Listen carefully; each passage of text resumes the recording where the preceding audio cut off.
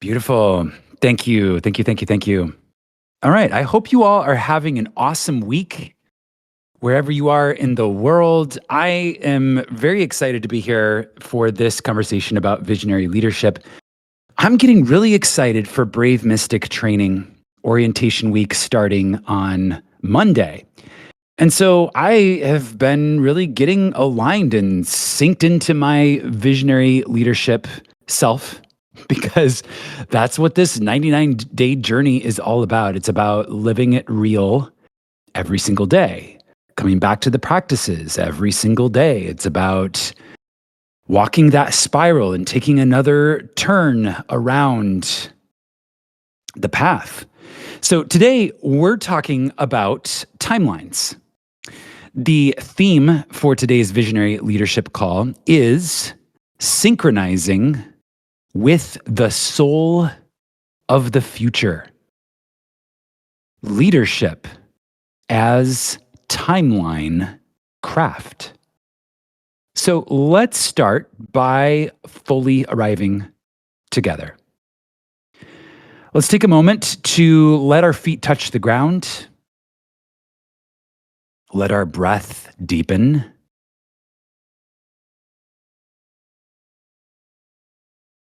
And let's take a shared breath together. This will be a grounding breath, a deep inhale through the nose and an exhale with an audible sigh. Let's do it together.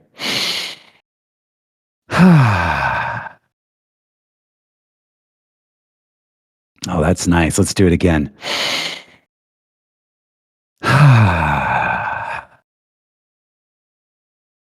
And one final time. Deep inhale. Okay, we have arrived. This is our sacred space for visionary leadership. A space where we remember that leadership is not about control. It is about coherence. And today we take that even further. Today's theme is one of the most profound and powerful we have explored so far. Today we are talking about synchronizing with the soul of the future. We're talking about leadership as timeline craft. And we're going to make it practical. We're going to be active in the chat here. I've got a couple prompts for you all. Let's start by setting the frame.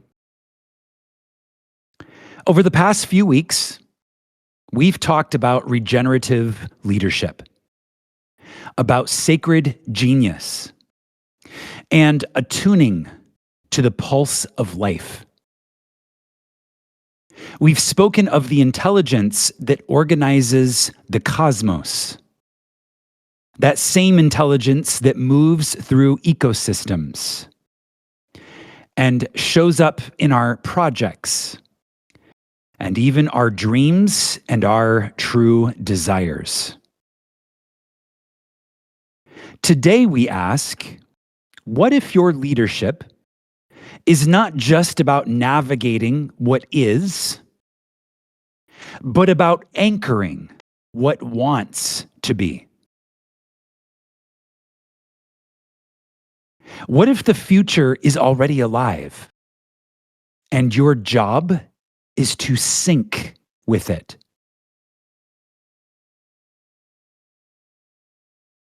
We see visionaries in a very particular light. Visionaries are not those that chase the future. Visionaries remember it. Visionaries remember the future. Now I'm going to pause here and I'm going to share an example. So yesterday I had a call with one of my dear friends and mentors.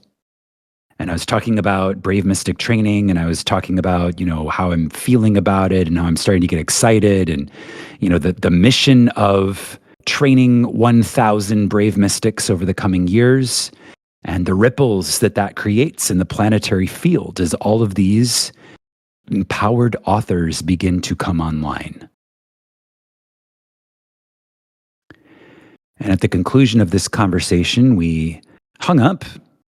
And about 30 minutes later, my friend and mentor called me back. And I missed the call, but she left a message. And in the message, she said, I was sitting in the silence after our phone call. And I was just, kind of quieting myself and just like sitting in the space and reflecting on all that we had spoken of. And she said, I got a very clear message and vision. And it seems to me that it is for you. So let me share it. And she went on to describe something that she thought or was given, right? Something that she was given in a thought download, a thought package of something that we could offer brave mystics that would enhance the path. And so I'm listening to this voicemail this morning. And you know what happened? As I'm listening to her describe this download that she received, I received also myself a very clear thought. And it felt something like this. Oh, I remember that we did that. I remember that we did that. It was as though part of me snapped outside of time, zoomed ahead in the time spiral, and looked back with a little bit of déjà vu. That was what it felt like in the moment, a little bit of déjà vu. It's like part of me was looking back on the timeline and saying, yeah, of course, that's exactly what we did. I remember when we did this. As though it was already a fact, even though, to my logical, local, conscious mind, this idea was new. That's an example in miniature of what it means to remember the future. And there's a frequency associated with this. Anyone can do it.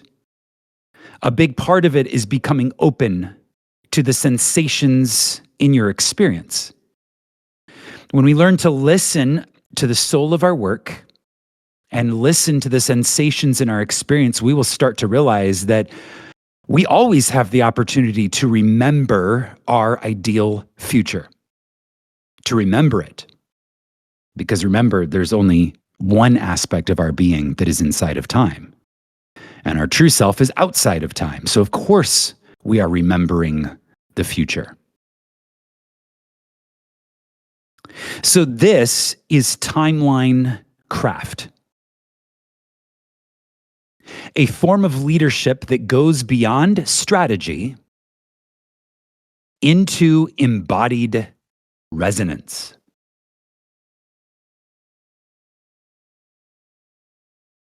Let's begin by defining what we really mean by timeline. A timeline is more than a sequence of events. A timeline is a frequency band of reality. A frequency band of reality. A living, energetic trajectory shaped by resonance, belief, emotion, and choice. You could say that a timeline is a script already written in light. And you choose which script to act in by the vibration or frequency that you carry.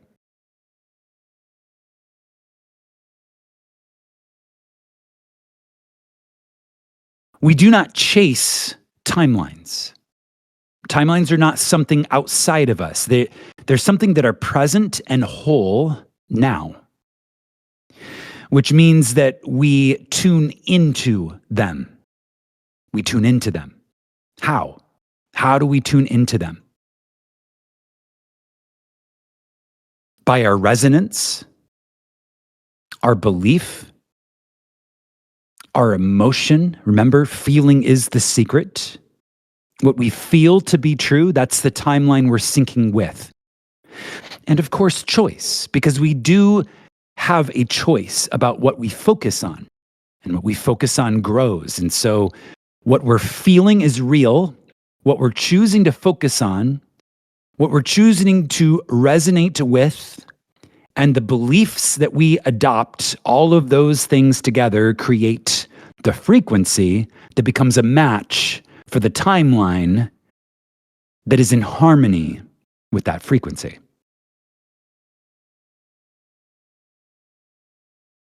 Each timeline has a texture. Oh, what a word to use here. Each timeline has a texture. It can feel fast. It can feel slow. It can feel dense or radiant. It can feel heavy or light. None of us are ever locked into one timeline. When I look back over my life, I can see that I have walked across timelines, meaning I started in one place and then I hopped to another, and then I hopped to another, and then I hopped to another, and it just keeps going. I just kept hopping, upgrading each time until now I sit, stand, and walk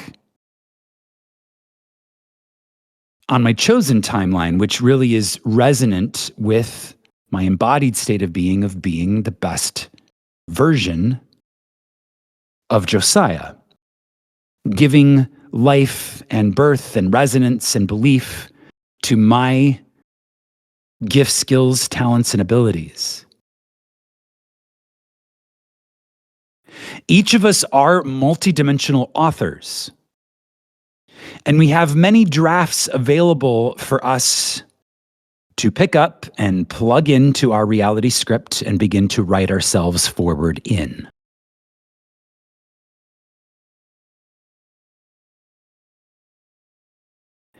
As we evolve, some timelines collapse. Others open, and some merge.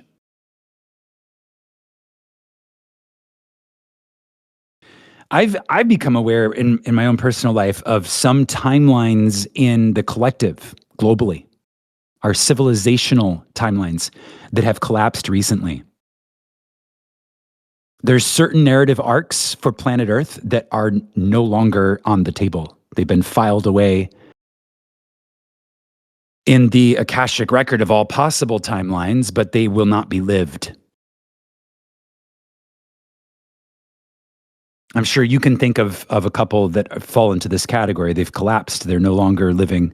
And maybe you can think of a couple that have now opened, and now collective civilization on a global scale is now living into them. And of course, some timelines merge. A little bit of this, a little bit of that, carve a new path forward.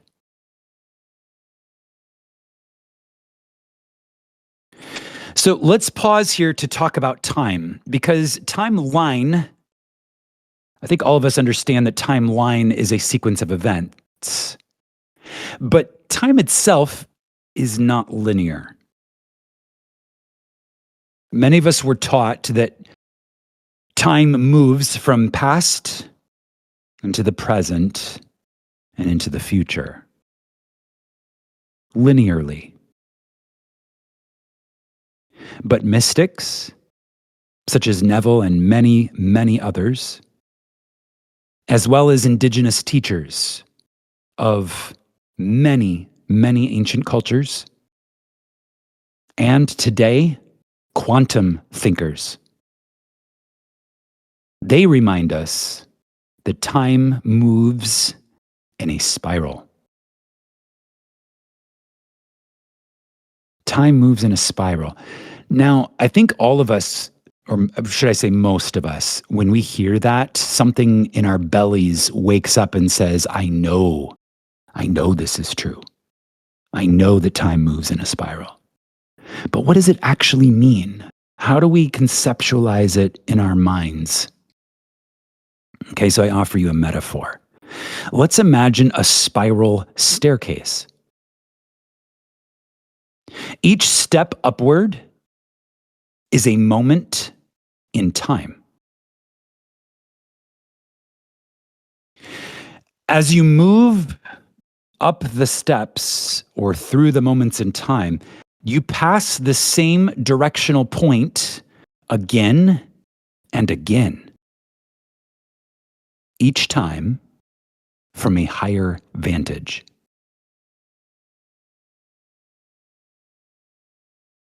That recurring pattern in your life that you thought was failure might actually be a return, a chance to revisit a soul lesson with more wisdom.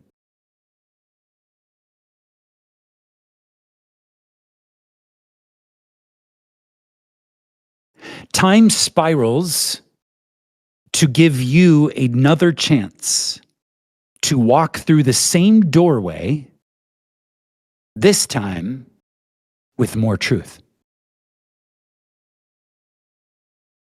I'm going to say that again because there's a nuance here, a subtlety that is both profound and practical.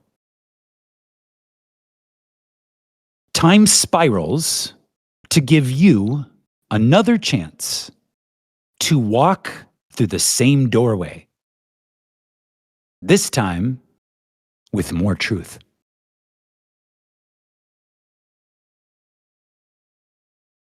Now, when you understand this, healing stops being a linear race.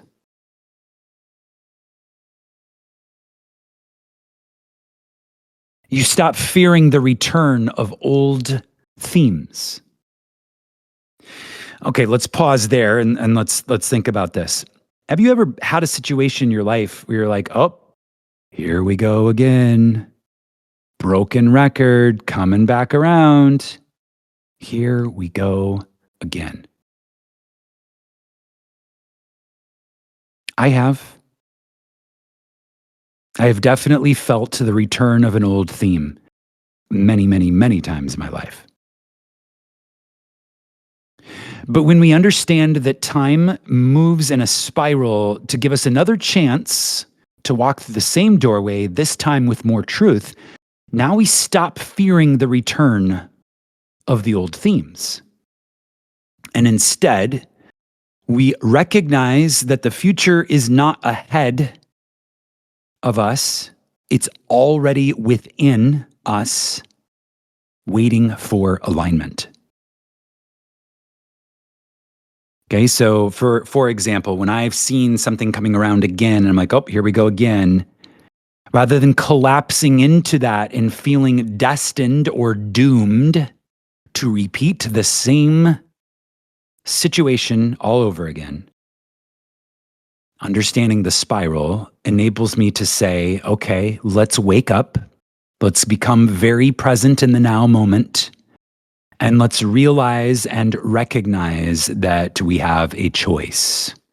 And we can choose to meet this circumstance from a higher place on the spiral, from a greater awareness, a greater presence, to make a new choice that is more aligned with the truth in our soul.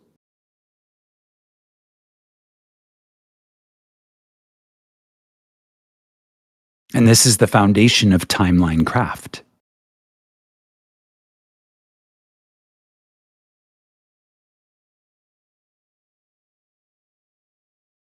So here's 3 key ideas as we're talking about timeline craft. The first is that timelines are living fields. Living fields. Timelines are frequencies you can attune to. Every choice you make, every emotion that you embody, and every act of presence tunes your dial.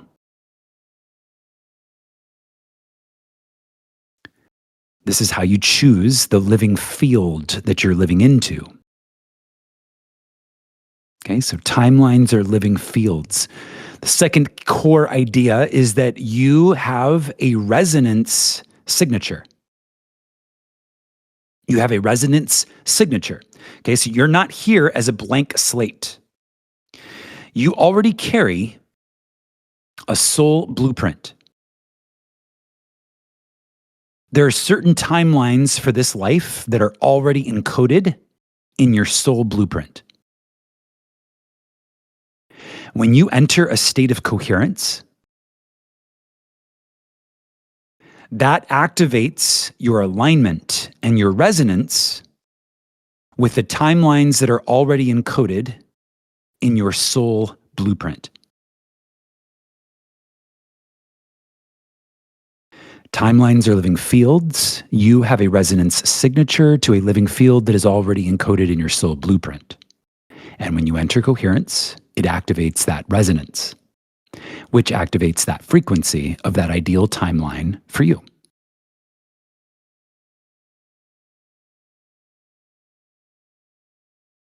Key idea number 3, leadership becomes anchoring. Leadership becomes anchoring. You become a safe vessel for the new future to arrive. Your nervous system is what stabilizes the new world. We talk a lot about this in the upcoming Brave Mystic training. That's what the nervous system sovereignty focus is all about. It's all about learning to stabilize the ideal timeline or stabilize your ideal alignment with your soul blueprint by learning to work with your nervous system, to be the author of the experience of your nervous system. It's really the first tool of authorship is nervous system sovereignty. When your breath, your body, and your imagination come into coherence, that's when you timeline lock on your ideal future. Breath, body, or as Shweta would say in simulation mastery, fascia. Fascia specifically. Yes, the body, but specifically fascia and imagination all come into coherence. That's when you timeline lock with your soul blueprint. Okay, so let's practice this together. We're going to activate it. This is an imaginal act. Let's drop in. Okay, if it is safe for you to do so, please close your eyes. Place one hand on your heart, one hand on your belly, and just breathe with me for a moment.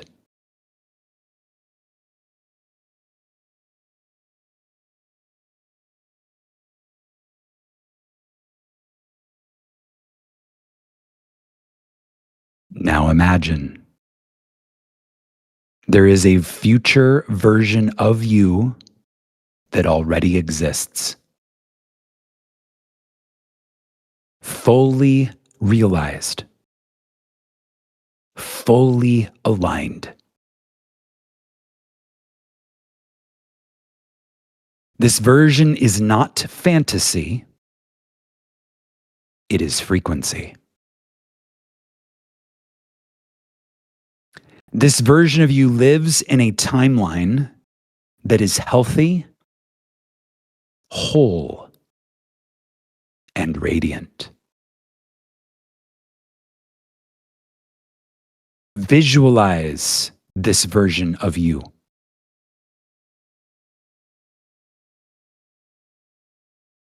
What are they wearing?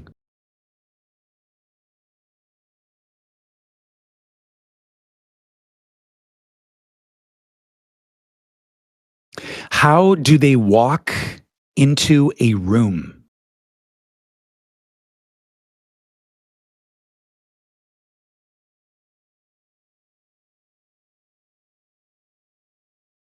What truth do they carry so deeply it vibrates off their skin?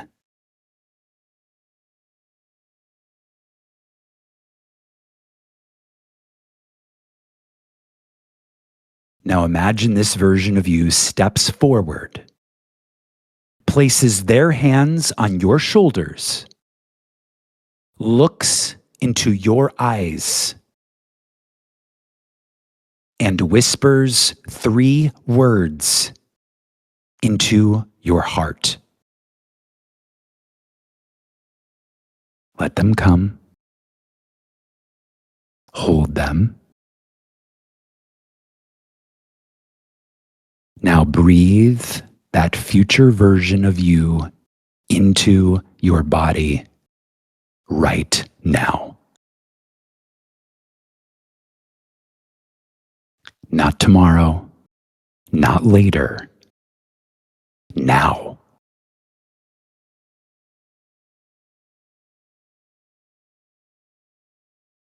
Let them fuse with your present. You are not becoming them, you are them. This timeline remembers you because it is you.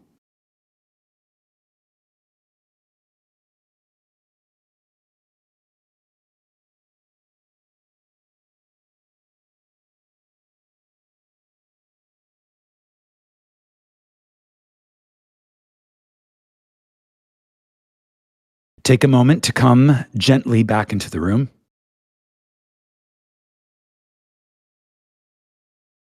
And when you are ready, in the chat, I have 3 questions that I invite you to respond to. Just a couple of words. What timeline are you syncing with?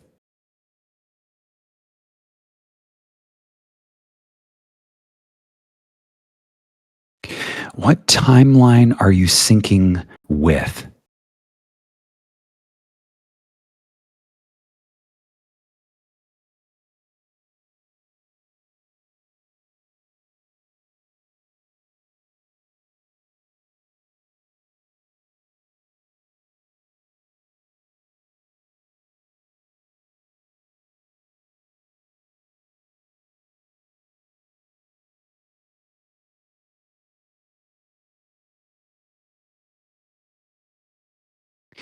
What is asking to fall away because it no longer resonates?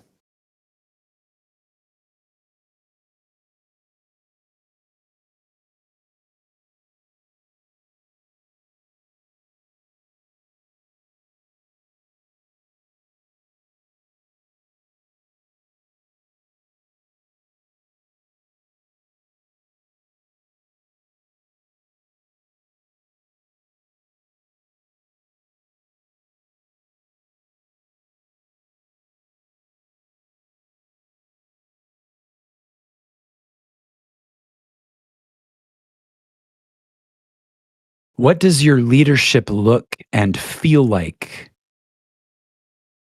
in this future?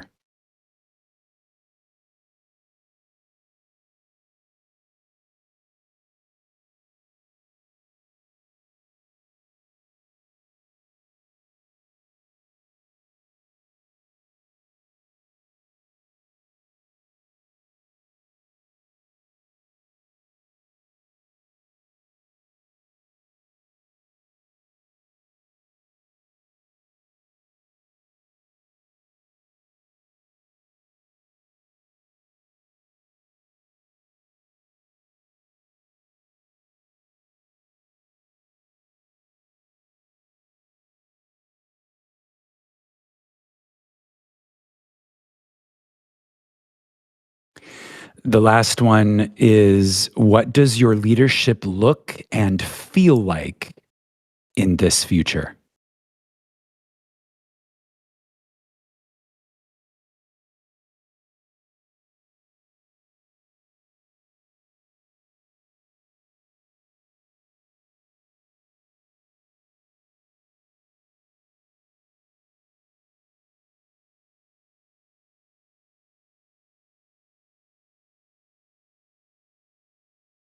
If any of you received 3 words from the version of yourself that you just merged with, feel free to share those as well.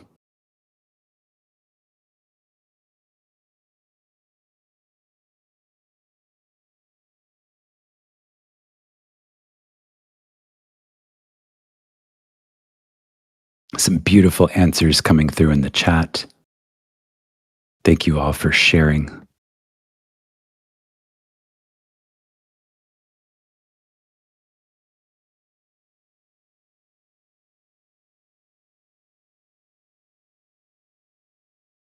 Yes, yes, yes, yes.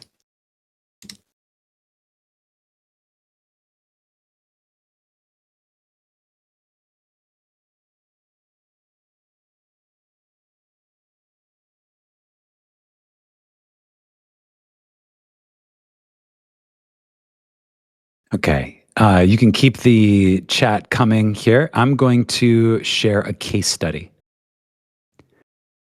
This is fictional and highly relatable. To illustrate,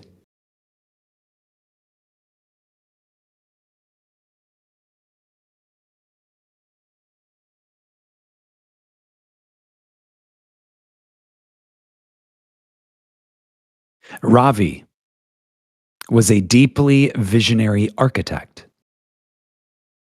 For 3 years, he carried blueprints for a regenerative co housing project that combined permaculture, sacred geometry, and community wellness. But every time he tried to launch, something blocked him. Partners bailed, funding stalled. One time, his body broke down. He kept saying, I guess it's just not time yet.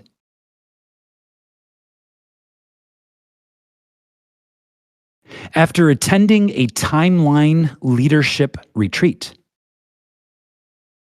Ravi had a realization.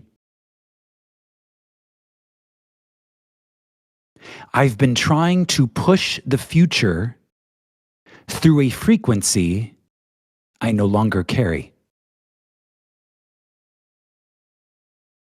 It wasn't that he was out of ideas, he was out of alignment.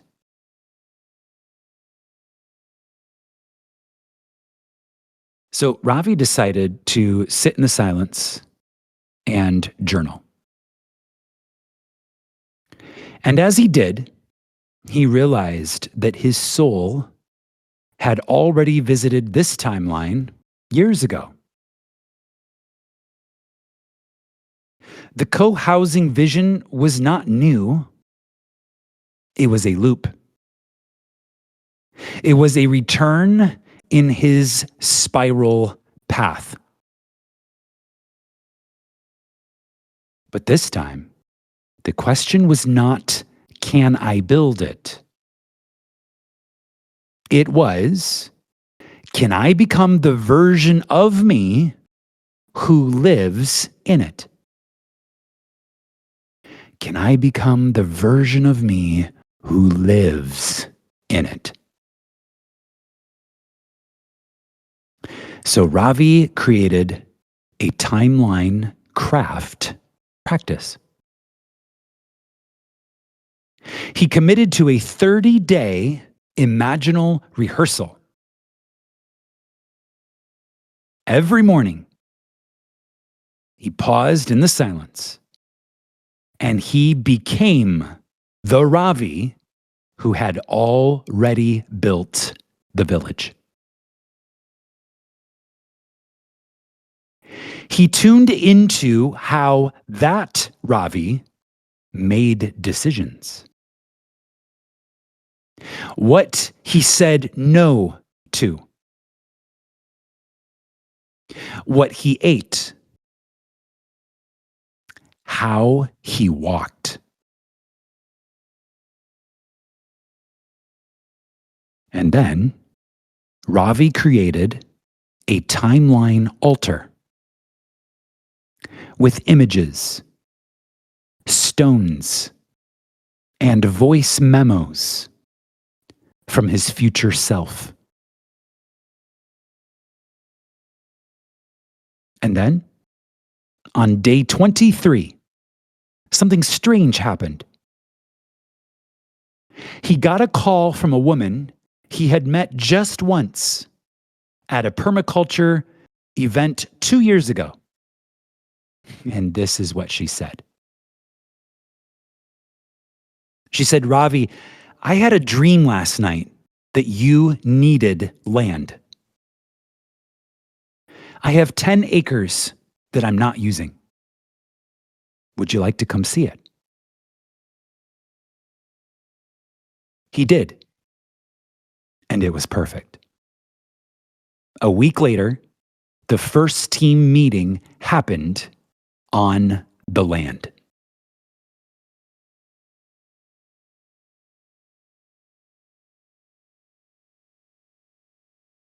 Here are the key takeaways of this case study.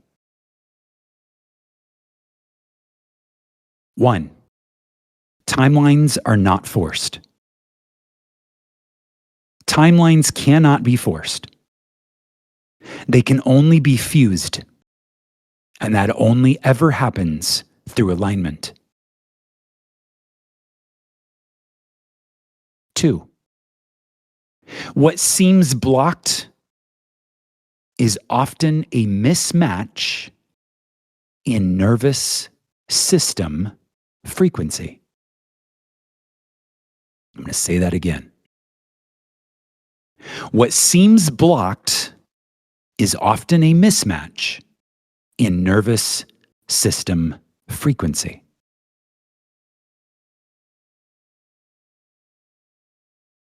3, time loops are sacred returns, not mistakes. And 4, imaginal acts create fields of resonance that attract real-world synchronicities. Again, imaginal acts create fields of resonance that attract real-world synchronicities.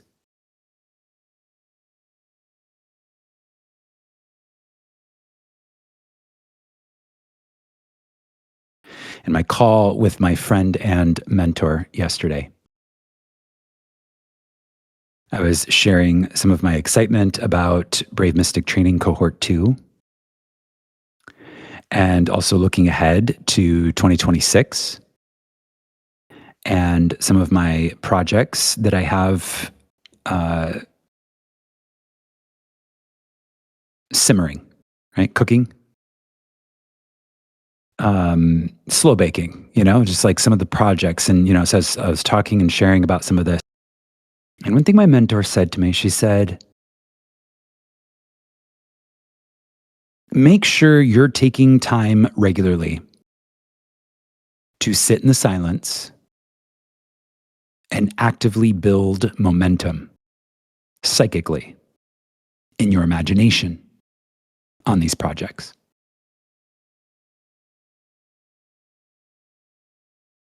Now, we've been taught this. We know this.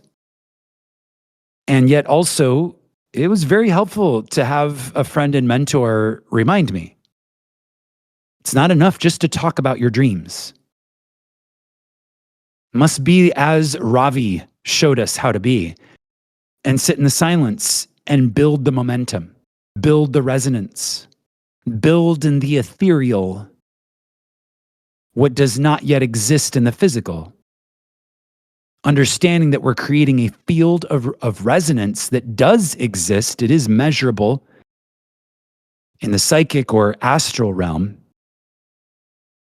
And that field of resonance will attract its cooperative components in the form of real world synchronicities.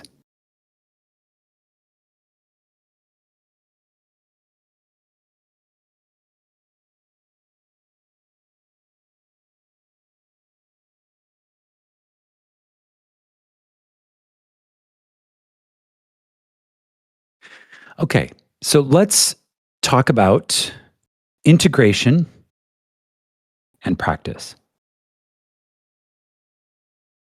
How do we anchor this?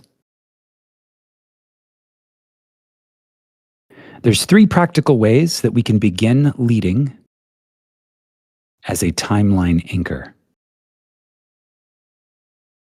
Three practical ways. If you brought your journal today, these would be the three things to write down. To support that, I'm going to drop them in the chat. Yes, it's cool to read it in the chat, but if it comes out of your own hand, that's the way to do it. That's the authorship way to do it. First way, number one, the morning merge. Before starting your day, spend 2 minutes calling in the future self. Ask, what would they choose today? Just 2 minutes. I remember several visionary leadership calls ago, I told a secondhand story that was told to me by a friend of a man that he met in the islands who is in the C-suite of one of the world's largest and most valuable companies. And they were at a private club together in the islands and just, casually sipping coffee, happened to strike up a conversation. And my friend, who's very metaphysical and interested in meditative practices, asked this man, do you meditate? And the man said, every day since I was 16. And so my friend said, what is your practice? And this man said, well, unlike a lot of traditional meditative practices that are all about clearing the mind, he said, I just sit for 10 or 15 minutes and I just focus on tuning into the version of myself that I want to be today.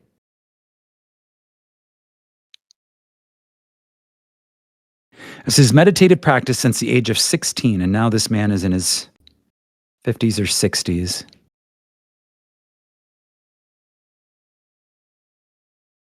In a position that the world would say is, the 1% of most successful people. And I have no doubt, knowing what I know about imagination, I have no doubt that it was the imaginal act every single morning that charted his arc, the arc of his character, the arc of his authorship. Okay, so number one, the morning merge. Before starting your day, spend 2 minutes calling in the future self and ask, what would they choose today?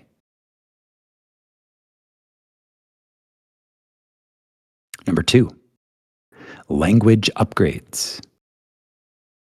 This is something that I have become very sensitive to.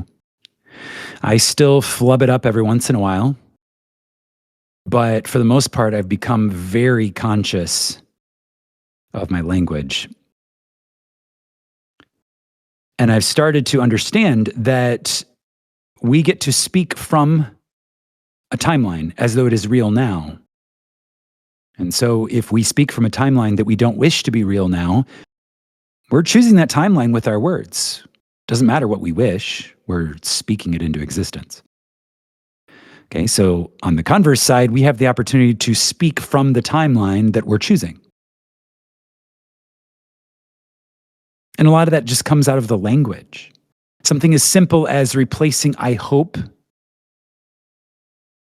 or I try with I am already becoming. I am already becoming.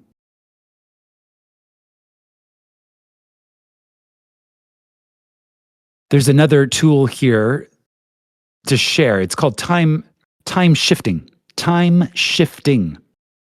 Okay, so instead of I am always this way, or the world is always this way, or is this way now, why are they doing this now? You can say, well, up until now, things have been this way. Or so far, this has been my experience. Okay, so up until now leaves that little crack in the door of I leave open the possibility that things could be different. And so energetically, it leaves that door open for a different experience. You're still being honest. You can look at the world and say, well, the history of the world has been that up until now, it has been this way. Okay, but that's a very different thing than just saying the world is this way, slam the door, it'll always be this way. Okay, if you say up until now, it leaves the door open. And it means that in the very next instant, the world could change.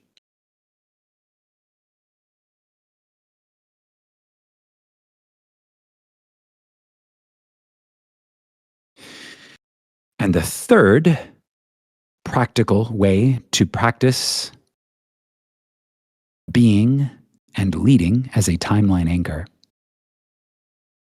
is what we call environmental encoding. Environmental encoding. This is placing visual or auditory reminders in your space that vibrate at the frequency of the timeline you're syncing with.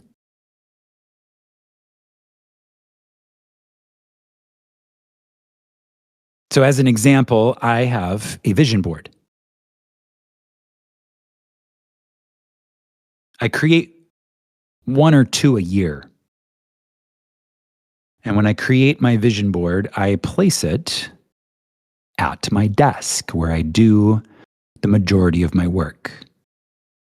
So that as I am sitting and my fingers are on the keyboard and I'm doing all of the things that I'm choosing to be in my authorship of my ideal self, I also have the timeline anchor encoded into my environment to help me continuously sync with the frequency of the timeline I have chosen.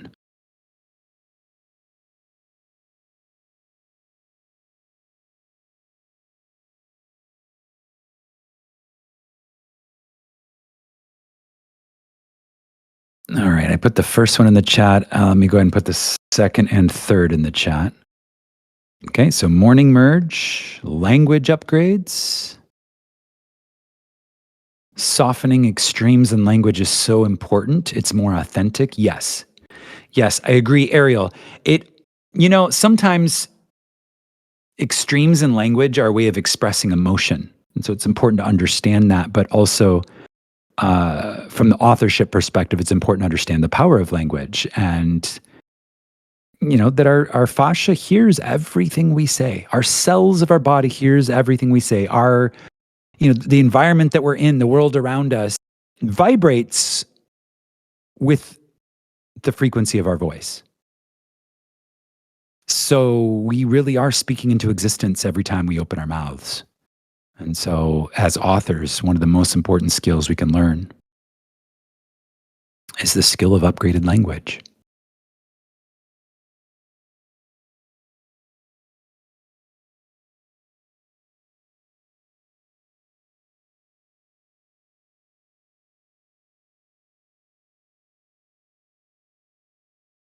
We are not waiting for the future. The future is waiting for us to remember it. And when you remember the future that is in alignment with your soul blueprint, it'll feel like, of course it happened that way. Sometimes you'll even feel like, didn't I already do that? Didn't I already do that? Because the part of yourself that's outside of time already remembers that that's how it went down. Okay, so I have a closing declaration here, and I just invite you to soften and receive these beautiful words. I sync my leadership with the soul of the future. I walk in resonance with what is already true. I am a vessel of sacred genius. And I anchor the timeline that remembers me.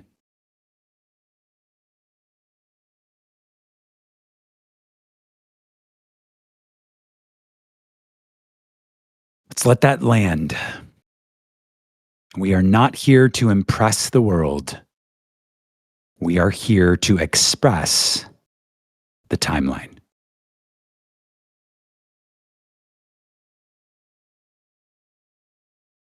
Okay, and let's go ahead and solidify this in the chat. One word to name the frequency you're syncing with. One word to name the frequency you're syncing with.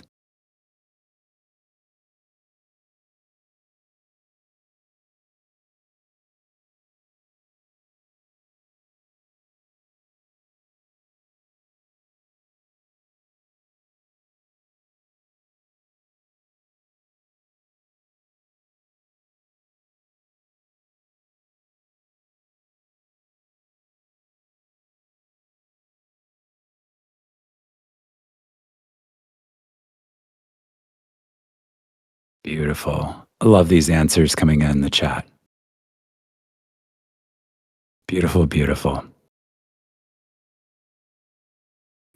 Thank you all for joining me for this very special Friday edition of Visionary Leadership. I look forward to continuing the conversation next week. Hang tight. Our next radio hour is starting in just a few minutes. I'm going to roll some transition music, and then we'll bring Shweta on for DreamLogic. See you all in just a couple of moments.